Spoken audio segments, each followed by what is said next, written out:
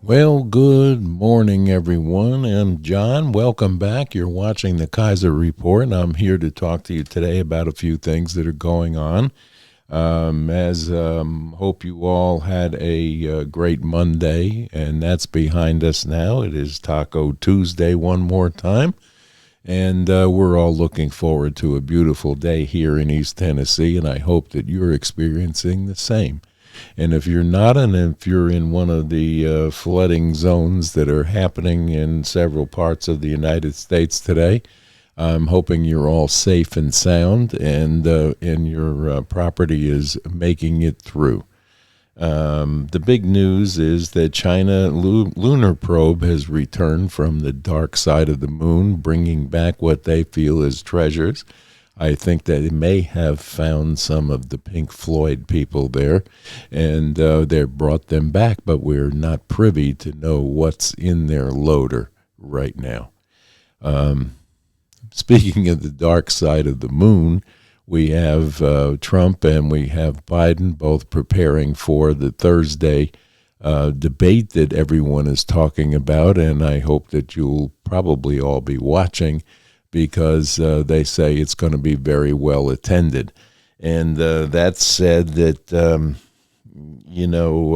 they're going at this with Joe having 16 people trying to school him for how to handle this. And WTF to that. That came out in yesterday's news. That's quite a staff of people. They say that they're teaching him how to smile properly. They're teaching him how to stand for 90 minutes, which is going to be a feat for him to accomplish, and several other things. And I'm sure that they have in hand quite a few of the questions, because CNN is dyed in the wool against Trump, and we all know this, and they are pushing Biden on a daily basis, and we know this as well. But in real time, with no edits, in no cheap fakes can be had during this debate, that should show America what these men are made up of, and how well they're going to do within the next 4-year term that they're both vying for. This is insane. It'll be interesting at best. This country is experiencing a very tough time right now economically. So I don't think that Joe is going to hang his hat too much on Bidenomics and how well it's done, because we all know differently. If you go to a grocery store, or if you go to buy a new car or buy a home, you're going to realize what Bidenomics has done to this country. If you go to the gas station to fill up, you're going to realize that it is in your pocket a little more than it has been in the past. And that's putting it kindly. But then you have the problem with, there came out yesterday with reports that men of the between the ages of 18 and 32 are no longer working. And they can't afford to buy a house. They can't afford to live properly. And a lot of them are on their mom's couch, which is not the way we grew up or were told how to live and how to be successful in life. You have to start at the bottom, and you have to work your way to the top. The key word there is you must work. We are designed not to sit around with cell phones and video games and Xboxes and things of that nature and decide that this is going to be our life, and how will we feed ourselves these thoughts don't go through their minds anymore. If you look at historically people of my age and friends that I have, that we grew up together and worked together in some cases, we understood that at 13 years old, we had paper routes. We worked in butcher shops. We worked in greengrocers. We worked in stores as a part-time job after school. And during the summers especially, we were out working. And the benefit of that was we weren't getting rich, but we always had money in our pocket to allow us to have what we thought as children, the finer things in life, like a bag of penny candies or baseball cards, things of, that you played with, marbles. We played stickball in the streets when we weren't working or going to school.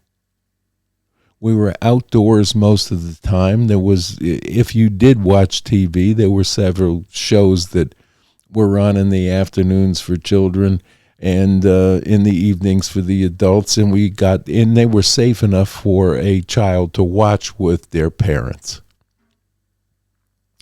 Today you turn on the TV and you get messages subliminally as well as in your face on every sitcom that they tried to push down your throat to be successful as a TV station, which missed the mark by a wide margin, because it's not a good thing to put your kid in front of a TV as a babysitter, never was. And now you give them an iPad or a laptop to sit around and let them babysit you, and they'll take you to places that you don't want your children to be,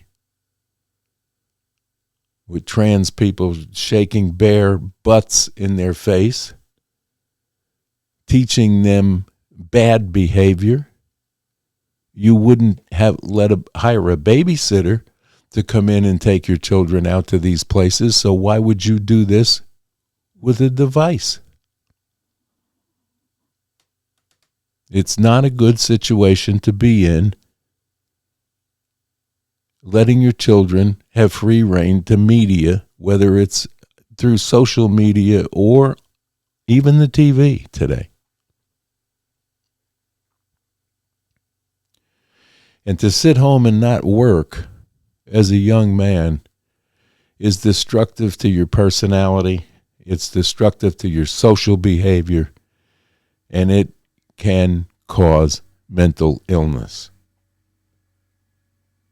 Are you kidding me? Are you kidding me? And we all know this, and we all hear this if you pay attention and if you study, which is very seldom done anymore, because you go to college today and you're being indoctrinated into everything but the education that you're there to garner that will make you a success in life or move on. And is everybody college material?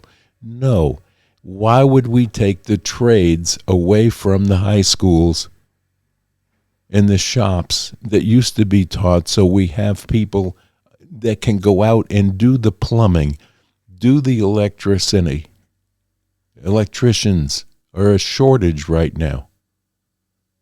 Auto mechanics, there's a shortage right now. Why? Because we don't teach our people anything but prepare for college. Not everyone is college material. I know an awful lot of fine people in my lifetime. Some didn't graduate high school, and they became successes in their own right, in their own walks of life, or trades that they applied themselves to, from apprenticeship to ownership. And this What the hell are you talking about? is what we've lost in this country, is the ability to go from apprenticeship to ownership. You don't walk in as an owner not knowing how to do these things yourself. You can't hire people to do a job that you do not understand. And that's plain and simple. We've lost that ability. It's been drummed out of us by the necessity of universities and colleges across this country that are only worried about one thing: football and the almighty dollar. Going to where we don't know. But to pay for an education today and have somebody walk out with a liberal arts degree that will not garner you any kind of a position in life to allow you to be a success is not the way this country should be run, educational-wise. And now we look at protests. They're even protesting pro-golf now. Well, come on.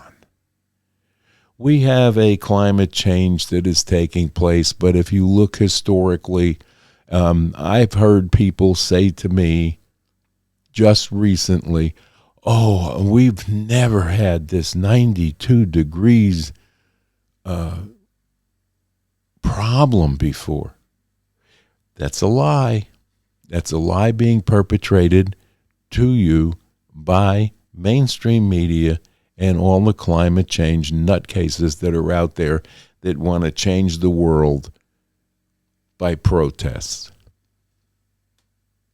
And there's money to be made on the Green New Deal. But as a young man, I remember being in New York when it was 90 degrees or in some cases 95 degrees, and people went to the beach. And if you were lucky enough to have a rooftop that you could go up and a lot of people went up to the rooftops in New York City, the tar was melting on the roofs. This was in the late 1950s and early 1960s. And this is not an unusual thing. We went through a period of time where the earth cooled a little bit and you didn't have massive heat waves for several years maybe, or a couple of years. But it's back now. It's summertime, folks. It's going to be hot. This is why you used to go to the beach or to a lake and have a vacation, to get out of these cities of heat. They even wrote songs about it. The Coasters wrote songs about it. This is back in the 60s and late 50s. So don't tell me that this is all new because the millennials decided that this is a new thing that never happened before, never really got into the 90s during the summer. That's an out-and-out lie being used by these climate change nutcases that are out there trying to tell you it's the end of the world. Well, we've had people, when I was a child, going up and down the streets in New York with sandwich boards on that said that it's the end of the world. But the world is still here. Yes, we do have to make some changes in our pollution, which we've made strides in over the last decade or so. But what about China? What about India? What about the people that are polluting the earth on a daily basis? What about South America burning down the rainforest? They're cutting down the rainforest to fool with the climate there so they can grow crops. These are the things that need to be addressed. It isn't driving a electric car that will rape the earth more than a combustion engine will. We've lost the ability to use our common sense to understand what really is going on around us. We lost the ability to study history, look back to Egypt, look back before Egypt. These things happen. We had an ice age. We had a warming trend. And we had another cool spell. And this will continue as the earth turns. And as the earth wobbles on its axis And the rest of the planets around us, including the sun, is somewhat changing. We have to be aware of that. We have to teach people what the truth is. Not grab an agenda that may be making money for one organization or another and pushing it down everybody's throat. Let me think about that. There's science involved in this, and it's been studied. We can look historically back through samples of the earth and see the climate changes through the millennials. This is not new. We just forgot. As far as the working people, we have, they'll tell you that the job numbers are up. Well, they're counting illegals that are coming in and doing farm work and things of that nature to say that the numbers are up, but the layoffs continue. Boeing is laid off 400 people just last month, and they're slated for another 50 or 60 layoffs. Amazon has had layoffs. All the major corporations are cutting back and laying people off. This is not job growth numbers. These are job growth numbers for part-time work and illegals that they're saying are getting jobs. And then we have a whole youth from between 18 and 32 that no longer want to work because it's too stressful to go out and interview. And someone said this morning, I was watching I Allegedly, and he said that some of these people that are interviewing are taking their parents to the interview. What? What's happened to this country? What's happened to this country is liberalism that is out of control. Unless you trigger someone by saying the wrong thing. Come on, when do we become this thin-skinned that we can't take a criticism? It's a changing world, and we're caught in it, but we can change it back through our efforts and hard work and prayer. We've pushed God out of this country, and that's a mistake. We've allowed the demons to enter through the southern border that are committing these crimes that the news media like to cover up but can't any longer because it's in your face now. The Venezuelan jails have been emptied into this country. Several other places of notoriety for criminal behavior are been allowed through the southern border of this country. For what reason, we're not really sure, but we have a pretty good idea what this administration is up to and will continue to be up to if people don't wise up and not cast a vote for what's in there now. The diversity business that's going on in this country in the push for men and women's sports and hanging your hat on this abortion thing, this is what the Democrats are going to run on in this election. And they have no business being involved in women's rights. Politicians have no business being involved in women's rights. It's clear and simple, but they're using it as a political football to garner votes. We need to be wise enough to understand that these people don't care about your rights as a woman. They care about your vote and saying what you want them to say to get that vote. They could care less about your life or what your struggles are in this life. They are politicians looking for a vote and will say and do anything they can to get that vote. This is why we don't need career politicians any longer.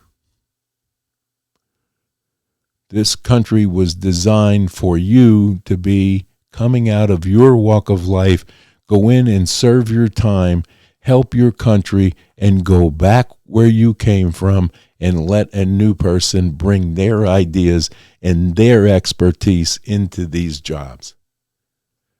And a president being elected to office and putting together a cabinet of people should be cognizant of the ability of those people to do the job that they've been put in to do and do it correctly, and not line their pockets or gain notoriety and a new job as a result of what they do in that job or that office. And when we get back to that, when we get term limits, and when we get the military straightened out, everything will come back to normalcy as we once knew it. This is common sense. Most career politicians are devoid of common sense. They're devoid of a lot of things except for cash. That's another thing that needs to be addressed. You don't go into public office to get rich. And if you're getting rich in public office, then you're not doing what you were elected there to do, which is look out for your constituency and for the citizens of this country that put you in that position in the first place. As far as our military is concerned, things have changed dramatically there. And we have a problem. If we are to go to a war, we're in some serious trouble. Because if you do draft these people that are out there between the ages of, 18 to 28, 29, 30, 40, you've got a problem. Because these people are not prepared to defend themselves or their family or this country. So we come to you every day with the news as you see it or you hear it on these mainstream legacy media channels, which carry one banner and one banner only, what they are told to do. Remember, I've told you this in the past. These people are actors. They're not journalists. They're not investigative reporters. What they are is actors. They sit in a chair and get all their makeup done and their hair coiffed just perfectly, and then they get in front of a camera like this and they tell you what's on their agenda that has been given to them to tell you by the people upstairs that are in cahoots with one party or another. And you get a line of propaganda that you're supposed to buy. And if you take a minute and you say, I see this and I hear this, they'll convince you what you saw and what you heard is not it. That's not true. You got to listen to what we're telling you over here, because this is the narrative that we have to carry. And that's what you have in legacy mainstream media today. And that is ABC, NBC, CBS, MSDNC, and CNN, who is doing this debate upcoming on Thursday, has two moderators in there that are both dyed-in-the-wool, admitted Trump haters. How do you think that debate will go? what do you think the questioning will be tilted toward? How many softballs will they toss one, and how many strikes will they hit against the other? Phew. Scary, isn't it? But it'll be interesting to see. But Jake Tapper, you and I both know, is a fibber and a sensationalist and a twister of truth, and certainly not a journalist. And on that note, we're going to let you go today, and hopefully you'll be back here to see the Kaiser Report again tomorrow. We'll have some more news for you. If anything breaks between now and then, we'll get back to you. But we wish you all a very happy Tuesday. Remember, we love you here at the Kaiser Report. And please, if you haven't subscribed to this channel, I would really appreciate a subscription, a like, and please share it with your friends. So until Wednesday, tomorrow, we're going to say bye-bye now. Enjoy the rest of your beautiful day.